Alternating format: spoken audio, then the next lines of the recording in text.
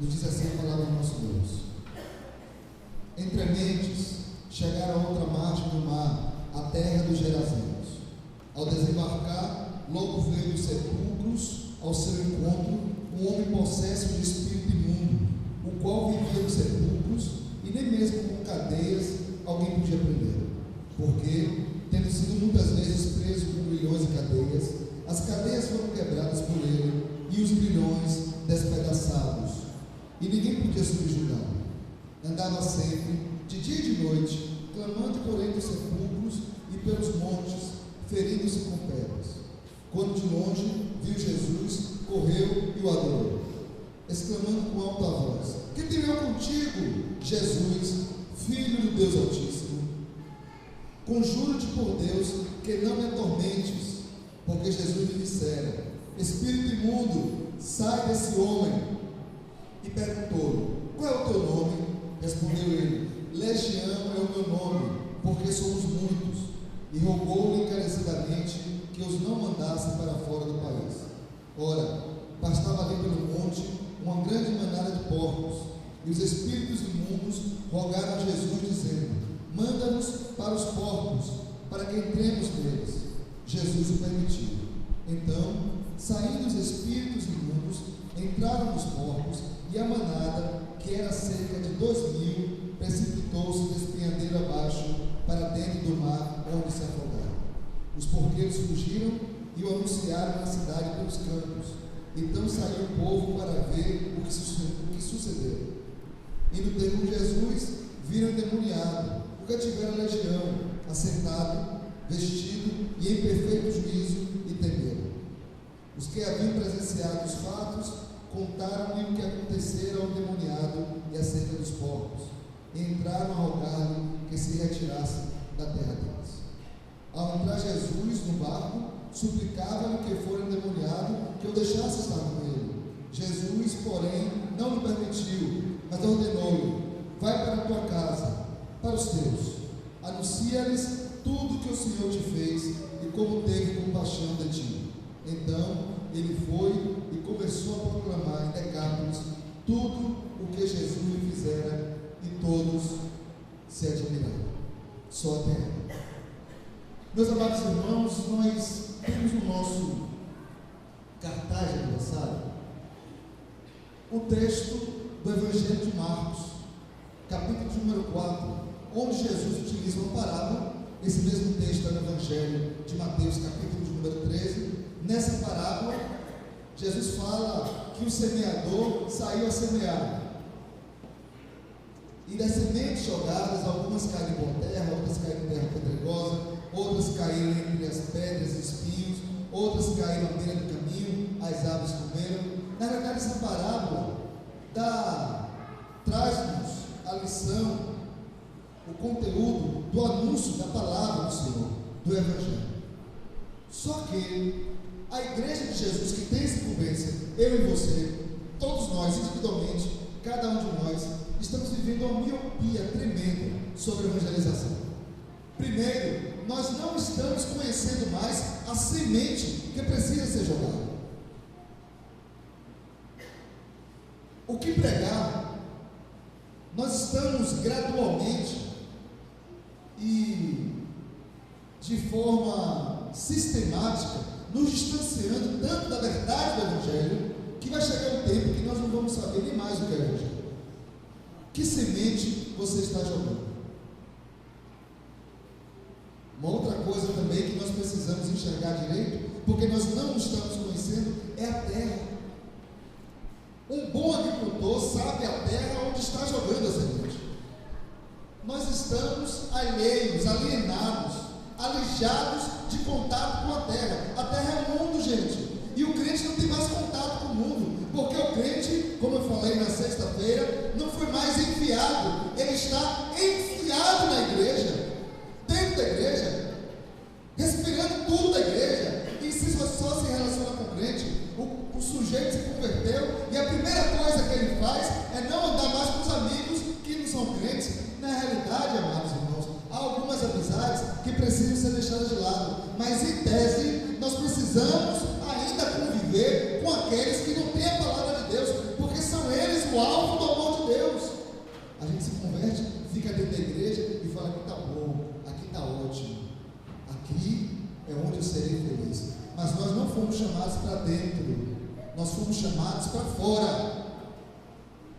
A reforma protestante do século XVI, ela tocou em pontos cruciais, fundamentais da religião à época. Ela resgatou a centralidade de Cristo e da sua palavra, o sacerdócio universal do crente. Ela resgatou a salvação pela fé e não pelas obras. Mas a reforma falhou em um aspecto. A reforma não ensinou os crentes, não postulou qualquer ensinamento sobre o relacionamento com o edifício. E nós ainda somos muito apegados ao edifício, somos muito apegados a um endereço. Lá no meu caso, Avenida Tiradentes, número 94, Caminho de Areia, Salvador, Bahia, CEP 41.746.900. Isso é tão sutil e tão forte que às vezes nós falamos assim: vamos para a igreja. A igreja, quando nós falamos, é o edifício. Onde é que você está? Na igreja, que não deixa de ser verdade. O tempo Deus nos deu para nós usufruirmos, mas só que a igreja não depende de edifício. A igreja, onde quer que estejamos. Uma vez o pastor falou assim para mim: Fábio, se tiver uma guerra no Brasil, que Deus nos livre igual, aliás, guerra já estamos vivendo, mas uma guerra assim internacional, entre nações, e um país jogar uma bomba na nossa igreja aqui, sabe o que vai acontecer com a gente? Nós não vamos saber mais nos reunir, vamos nos dispersar, porque a centralidade da vida da igreja está posta no edifício e não na comunhão que transcende o concreto, que transcende as quatro paredes da igreja. E o que é que isso cria? Isso cria um lago, isso cria uma lacuna, isso cria um abismo entre nós e aqueles que estão do outro lado do lago, que não têm mais contato nenhum, é gente estranha. Meus irmãos amados, nós precisamos aprender a ouvir o mundo. Ouça as pessoas. O povo está clamando por salvação e o crente só está ouvindo o que quer ouvir. O mundo está pedindo socorro e nós estamos condenando o mundo. O mundo está pedindo um abraço. Do abraço, aquele abraço que você falou, o abraço. O mundo pede um abraço e a igreja se recusa a dar. Criamos um distanciamento tão grande que eles nos veem como seres de outro planeta. Eu já estou começando a crer que crente é de outro planeta mesmo. 10 anos de pastorado já me levou a essa constatação. Certa feita, um rapaz lá na igreja, uma ovelha que o pastor Ivan deixou para mim lá. O pastor Ivan me deixou umas bênçãos lá, que só Cristo. Que Deus já enviou essa ovelha para um aprisco bem distante, talvez até em outro planeta, porque eu acho que ele era de outro planeta. Esse rapaz vivia angustiando a minha cabeça para formar a SAF, ou formar o PH. Pastor, o PH, vamos reativar o PH. O PH, ele mesmo não queria assumir nada. Sabe esse crente que não quer fazer nada, quer dar ordem para os outros? Os crentes preguiçosos? Então, pastor, o PH, até que um dia, numa tarde, a nossa igreja fica numa rua central, uma rua bem movimentada, junto de um mercado grande, o maior mercado da região. E a rua passa muita gente mesmo. E um dia ele falou para mim: pastor, cadê o nosso PH? Eu peguei pelo braço, ele veio lá para fora e disse: meu filho, o PH está aí, ó, passando. Aquele senhor pode ser da PH, aquele senhor pode ser da PH, aquele senhor pode ser da PH. Abra os seus olhos, os campos estão brancos para a ceifa. Jesus nos disse: levantar os olhos, coisa tremenda. Aí no Evangelho de João mesmo, capítulo 4, no 2 Evangelhos após, capítulo 4, versículo 35, Jesus diz assim: não dizeis vós que ainda há 4 meses para a ceifa? Eu, porém, vos digo, erguei os olhos. Esse erguei os olhos de Jesus já dá para fazer um congresso de 8 dias. Tem tema para 8 dias de congresso. Erguei os olhos. E Deus está dizendo para essa igreja hoje: erguei os olhos. Olha para outra margem. Tem gente precisando de salvação. E você está olhando para o teu umbigo. Tem muita gente na igreja doente. Muito, não é pouca não. Essas doenças às vezes não se revelam em um convívio de 2 horas de culto. Essas doenças se manifestam no lar. É no lar que nós mostramos que nós somos. Tem muita gente na igreja que até mesmo em convívio de 2 horas semanais de culto, 3 horas de convivência semanais, essas pessoas demonstram algumas patologias no comportamento. Alguns são os eternos feridos, tudo magoa, tudo é chateado. Outros não convivem bem com ninguém. Tem gente que é tão insuportável, que se morar na ilha deserta com o coqueiro vai embora. Não aguenta, que reclama de tudo, reclama da vida. E eu descobri porque tem muita gente doente na igreja. Muitos precisam de novo nascimento, de uma conversão. Mas muitos estão precisando erguer os olhos. Muitos estão precisando andar nas trevas para ver que tem gente pior do que você. Para ver que tem gente que sofre muito mais. Lá na igreja nós tínhamos uma irmã que estava com uma crise de pânico tremenda. Foi assaltada em Salvador. Salvador é um assalto a cada esquina. Eu sei que aqui é diferente, é mais tranquilo, mas Salvador está terrível. Ela foi assaltada e começou a ficar em pânico. Coincidiu que nesse ano nós tivemos o objetivo de sair das paredes da igreja, das dependências da igreja, transcender as 4 paredes da igreja. Toda quinta-feira nós estamos nos lares de descrentes. Eu baixei o decreto na igreja. Às vezes o pastor tem que ser ditador. Suzerano. Desce para estar cristão. Desce para estar esclarecido. Baixamos o decreto. Os cultos de quinta não poderão ser realizados em casas de descrentes. Aí nós começamos a visitar vidas. Minha irmã. Primeiro culto na casa de seu Roberto e dona Ela. Seu Roberto estava com câncer, em estado terminal. Nós anunciamos o evangelho para aquele homem. E ele manifestou o desejo de seguir a Jesus Cristo.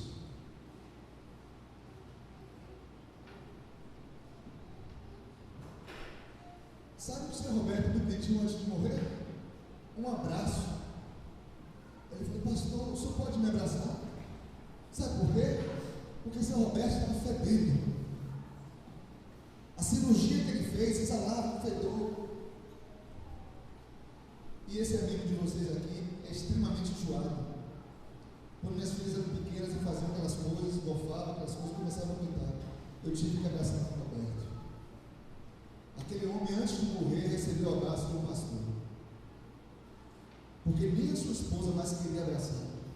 O pessoal que estava comigo, que reclama da vida, reclama da igreja, reclama do pastor, reclama do diabo, falou: é verdade, a vida é um barril, eu preciso mudar de vida.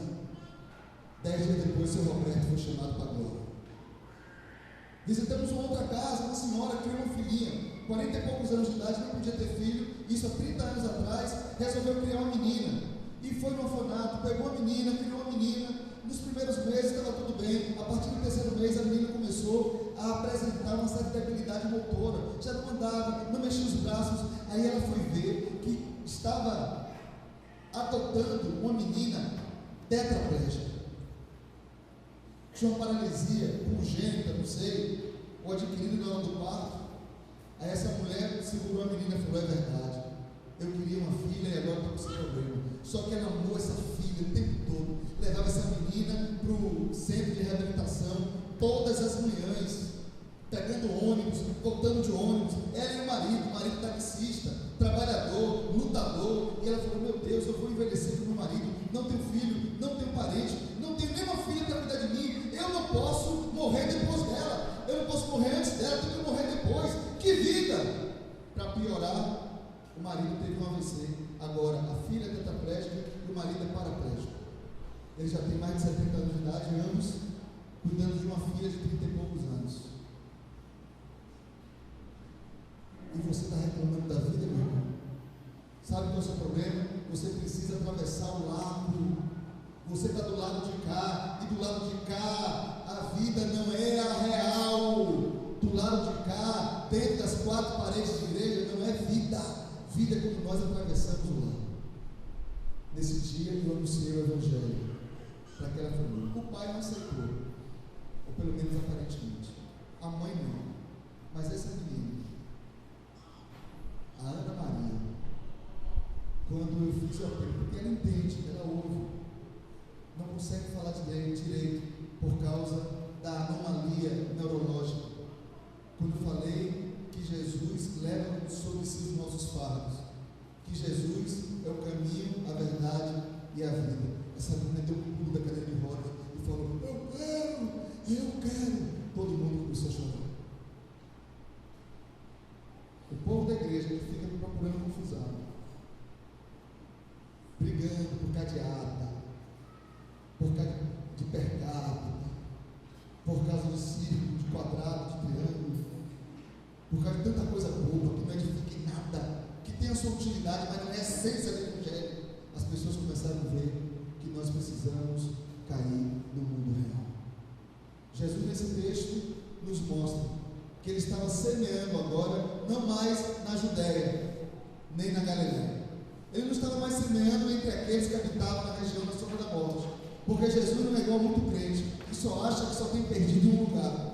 Ele não estava mais semeando entre os perdidos da religião. Ele agora resolveu sair das cercanias, das dependências de Israel. Atravessou o lago. Esse lago aqui tinha uma distância de mais ou menos 11 quilômetros de largura e 21 de comprimento. Ele atravessou o lago para libertar a vida de um homem. Jesus atravessou o lago. A igreja também precisa atravessar o lago. E como é que estava lá do outro lado do lago? Igual como está hoje do outro lado do lago. Olha o que tinha do outro lado do lago.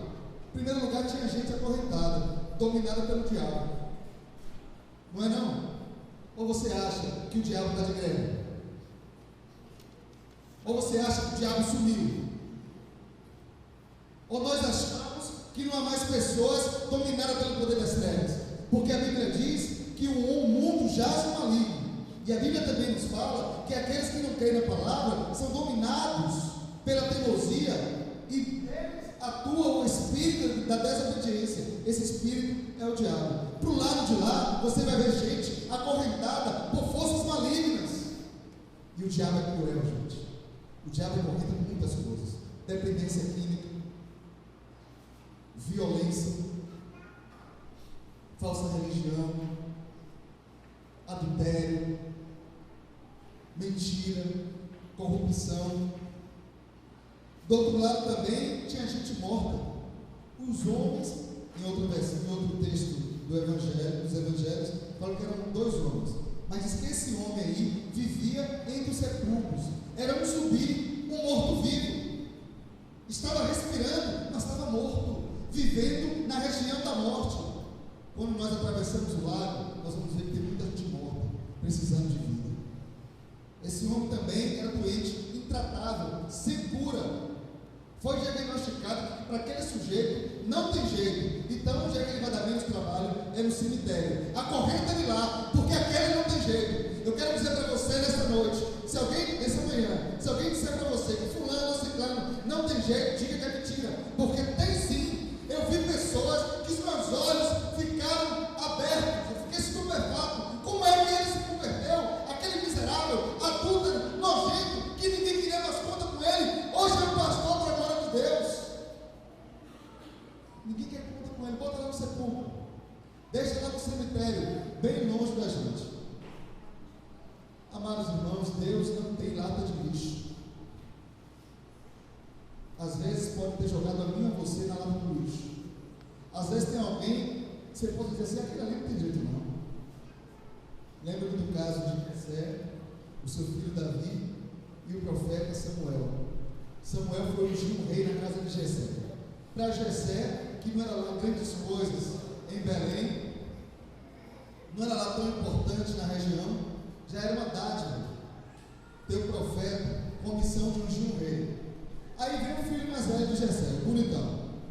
Aí Samuel deve ter pensado: é esse daí.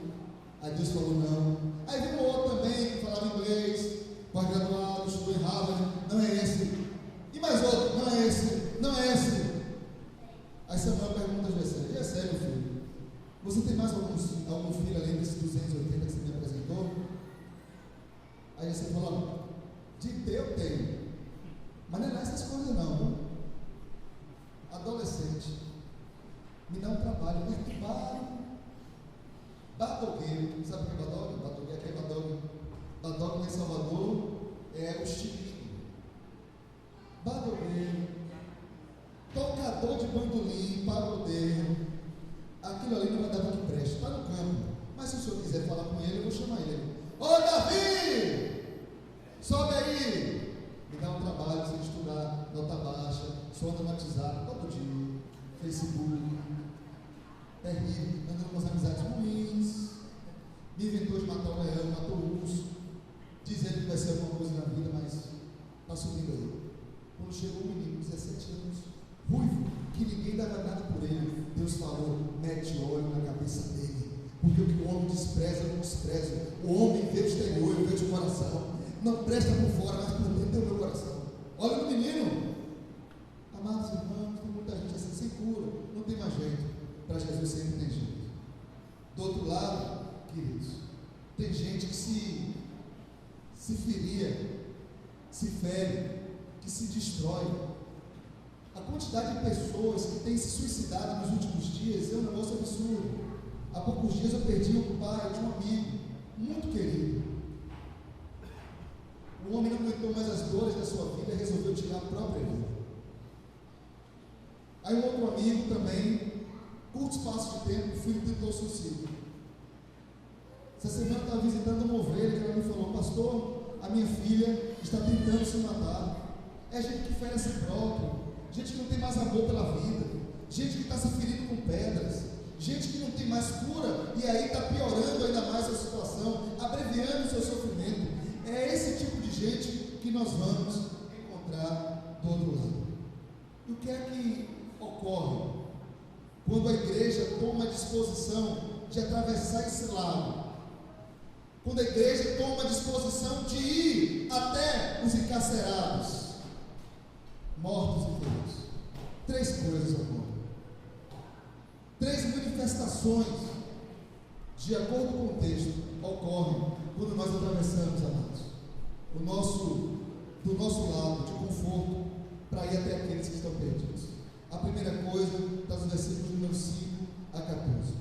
Os versículos número 5 a 14 nos fala que Jesus, ao pisar do outro lado do lago, veio ao seu encontro o endemoniado, dizendo: o que temos nós contigo, Jesus, filho de Davi? Em suma, quando a igreja se dispõe a atravessar o lago, a igreja precisa estar preparada para a manifestação do poder de Deus. O poder de Deus se manifesta subjugando o inferno. Ontem à noite eu falei isso. Eu falei que o poder de Deus habita no meio do povo de Deus. Você tem o poder de Deus na sua vida, mediante o Espírito Santo que habita em nós. É por isso que a palavra de Deus nos diz que Ele é poderoso para fazer infinitamente mais, além de tudo quanto pedirmos ou pensarmos, conforme a sua fraqueza que opera em nós. É isso, gente? É isso?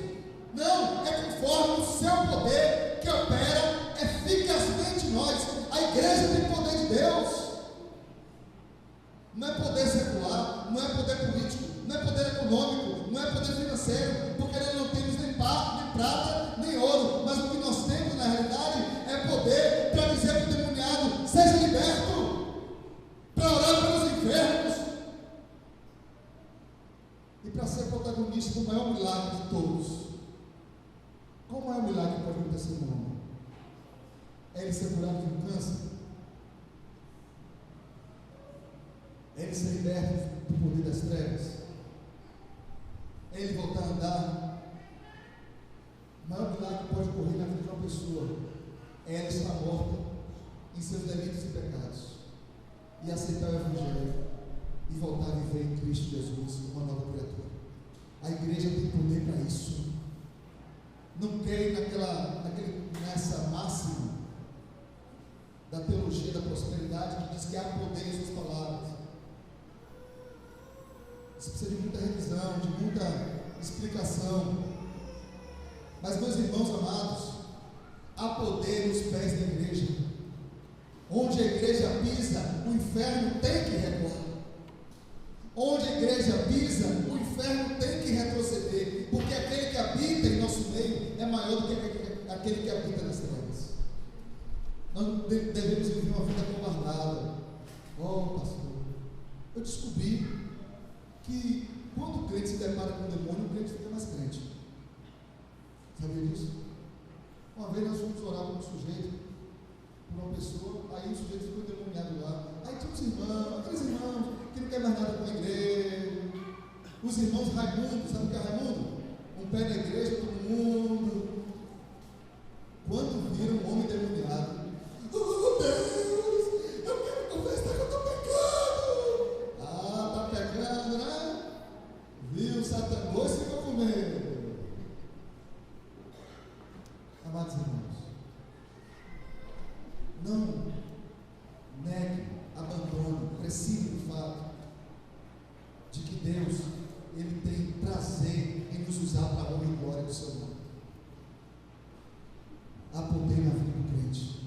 Agora, meus amados, se achega para Jesus. Há quanto tempo você não lê a Bíblia? Há quanto tempo será que você não tem um momento de intimidade com Deus, para ouvi-lo, gozá-lo, usufruí-lo? Há quanto tempo você não é cheio da graça e do poder do Espírito Santo que transforma vidas?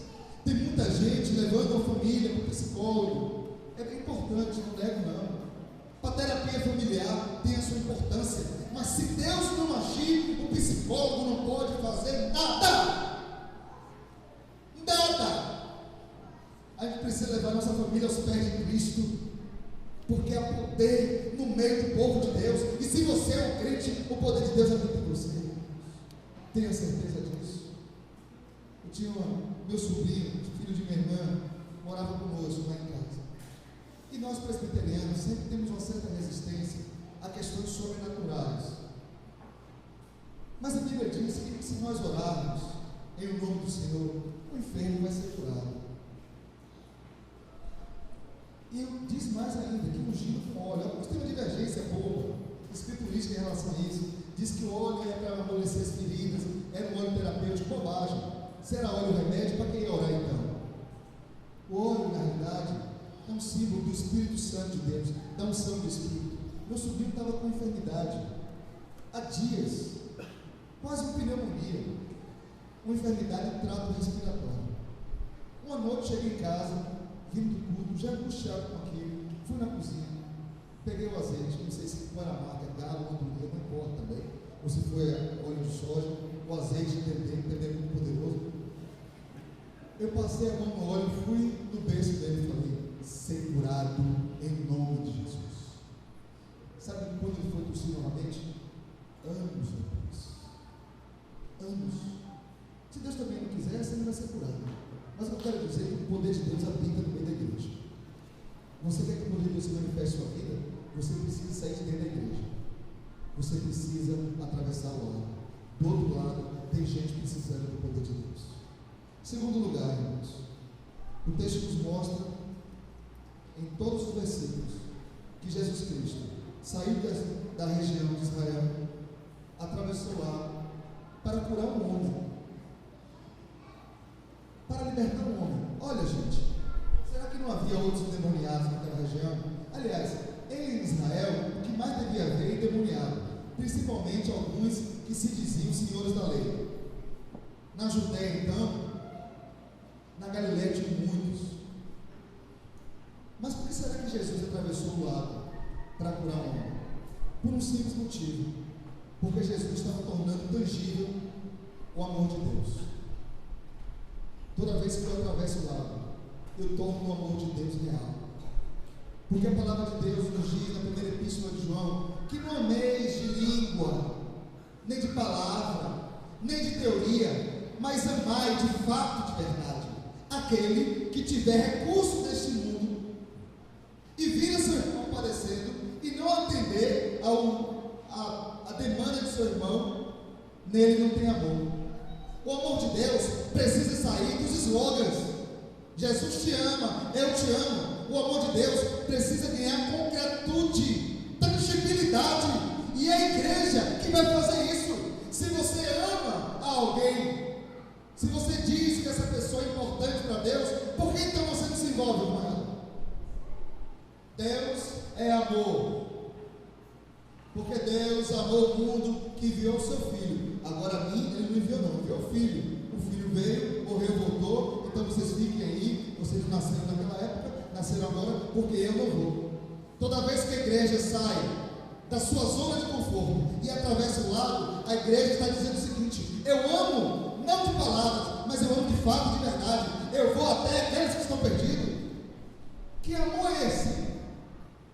Tiago diz: que amor é esse? Se alguém estiver dentro da igreja com frio e você estiver com uma agasalhada, estiver com fome e você estiver como saciar a fome, estiver com sede e você estiver como descendentá-lo, e você diz: vai embora, aquece-te, come e bebe, sabendo que ele não tem como fazer. Que amor é esse? Quando atravessamos para outra margem, o amor de Deus ganha forma. E sabe onde é que o amor de Deus ganha forma? Através das minhas mãos e das suas mãos. Nós precisamos amar o homem. Nós precisamos tornar concreto o amor de Deus. Queridos e amados irmãos, eu não creio no Evangelho que prega para um homem que está com fome e não mata a fome desse homem. Até porque, com fome, ninguém tem capacidade de ouvir direito. Eu não creio no Evangelho total, completo ou integral que pregue a palavra sem aquecer do frio aqueles que estão morando debaixo das marquises. Eu não creio nisso. Porque o homem, quando sofre, independente da ação do poder de Deus, ele não tem capacidade para ouvir coisa alguma, para entender coisa alguma. E às vezes, irmãos, nós precisamos pregar não apenas com os lábios, mas eu preciso pregar com o meu bolso. Alô? Pregar com o bolso. Eu preciso pregar com um abraço. Eu preciso pregar com o que eu tenho. Quer ver um exemplo disso? De que quem sofre não consegue nos ouvir? Deus chamou a Moisés e falou: Moisés, vá lá atrás do povo, Moisés. Dize para eles que eu vou libertá-los, para que eles te sigam, a ti e a Arão. Aí, salvo engano, no capítulo 6 do livro de Êxodo, salvo engano, depois vocês veem em casa, Moisés foi e anunciou ao povo de Israel. Mas a Bíblia diz claramente, explicitamente: mas o povo não podia ou não queria ouvi-lo, porque o povo estava debaixo de forte sofrimento. Às vezes sofrimento tão grande que as pessoas perdem a capacidade de ouvir o Evangelho. Bobagem, viu, gente? Ficar acumulando coisa. Me responda uma coisa aqui. Daqui a 150 anos, qual vai ser a diferença se você andar no carro importado ou se você andar no carro nacional? Nenhum.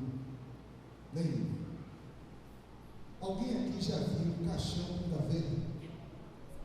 Caixão não tem gaveta. O que você tem, você não vai poder levar. É por isso que o que eu tenho, Deus me deu para usufruir, é óbvio, mas Deus também me deu para eu amar. Jesus atravessou aquilo tudo para salvar um homem. Na sexta-feira, eu falei que o muçulmano não cria no Evangelho, porque ele dizia assim para o crente: se eu cresce que alguém fosse para o inferno por não crer em Alá, eu atravessaria todos os continentes de joelho em carros de vida. E você, crente, não quer atravessar nem a rua para pregar o Evangelho. Meus irmãos, tem muito crente precisando de conversão. Tem muito pastor e presbítero precisando de conversão. Uma igreja das mais importantes do Brasil, presbiteriana, uma irmã que tem a responsabilidade, ela tem um ministério de durante a semana levar pão e pensar as feridas dos doentes que vivem ao redor da igreja. É uma igreja bonita, assim, que nem essa aqui, numa região central de sua cidade. Ao redor tem muita gente miserável. E ela passa a semana toda levando pão, pregando o Evangelho e curando as feridas, levando para o médico. Essa irmã foi exercer seu ministério naquela igreja. Disseram o seguinte para ela: você não pode mais continuar com seu ministério de levar comida, levar pão, remédio e evangelizar esse povo que você evangeliza. Aí ela perguntou por quê? O que é que eu fiz de errado? E o conselho falou: é que quando você vai evangelizar esse povo, eles vêm na porta da igreja domingo e a igreja fica imunda. A nossa igreja é um patrimônio artístico e cultural. Ela não pode ser maculada por esse tipo de gente. Nós somos uma igreja de elite. Amados irmãos, Jesus não tem parte com essa igreja. Ele fica do lado de fora, porque Jesus era um João ninguém, não tinha nele parecer e formosura alguma. Era um Zé do povo, um Zé da Silva, pés sujos, cabelos desgrenhados, avermelhados pelo sol da Palestina, rosto marcado pela ação dos raios UVA, UVB, UVC daquela região, com alta incidência solar. A igreja precisa tornar efetivo, tangível o amor de Deus. Em último lugar, queridos, os versículos de número de 15 e 20 nos diz o seguinte: indo ter com Jesus, viram o demoniado, o que tivera a legião.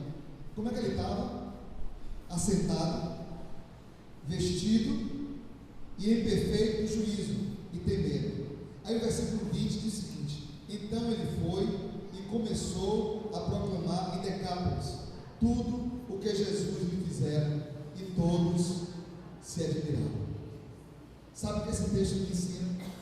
É que todas as vezes que eu atravesso o mar, todas as vezes que eu vou de encontro ao miserável, a graça de Deus se manifesta transformando vidas.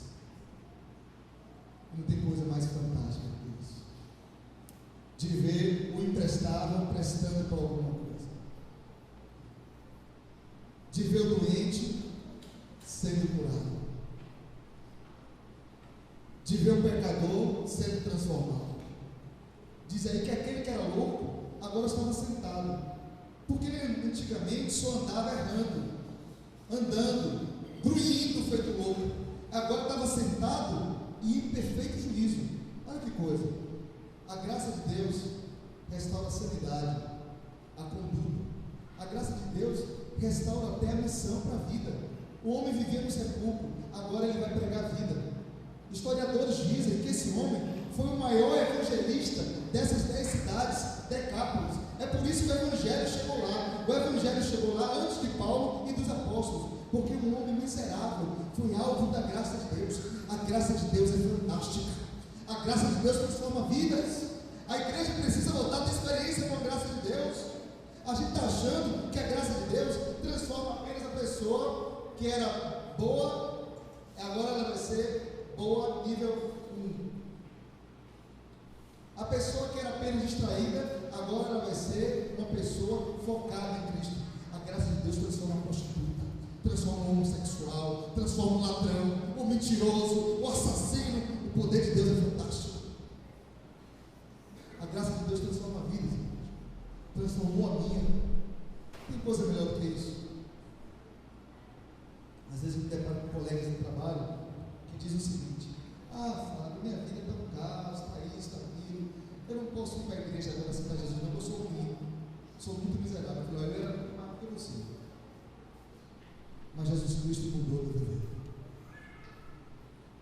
Ele me regenerou para uma nova vida.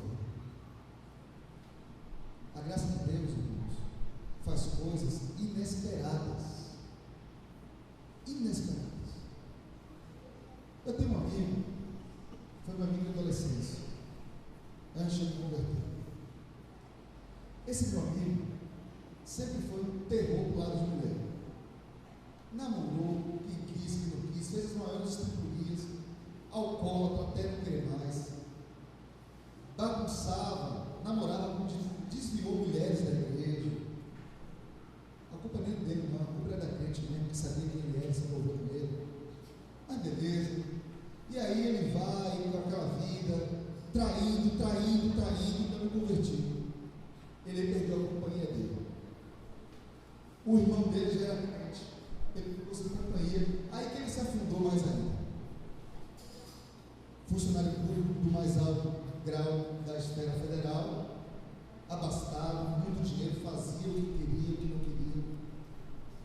que esse homem fez uma besteira na vida dele. Aprontou.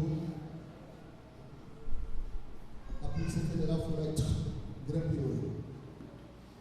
Eu fui visitá-lo na carceragem da Polícia Federal de Salvador. E ele virou para mim e falou: Fábio, eu quero te dizer uma coisa. Antes de ser preso, eu já estava arrependido do meu pecado. É por isso que eu estava doando tudo que eu tinha, como Zaqueu fez. Porque Jesus Cristo transformou a minha vida. E eu não quero que essas cadeias aqui, essas algemas, sirvam como um pretexto para o Evangelho. Porque essas cadeias aqui não representam a liberdade que Jesus já me deu antes de eu vir para a prisão. Eu sou uma nova criatura. Você crê em mim, Fábio? Eu creio, meu velho. Pode crer. Ele saiu de lá, ficou em prisão preventiva 5 mais 5, 10 dias de prisão, saiu, sacudiu a poeira, ajeitou a família, passou pela maior perseguição que eu vi um irmão passar no seio da família, foi humilhado, acusado, ameaçado. Para resumir, esse homem hoje é um crente no Senhor Jesus, é um pastor, e hoje ele e toda a casa dele servem ao Senhor. A graça de Deus transformou a vida de um dos maiores pecadores que eu já vi. Irmão, você quer que isso aconteça? Segue o seu lugar. Você quer que isso aconteça? Pare de esquentar esse banco de igreja. Você quer que isso aconteça?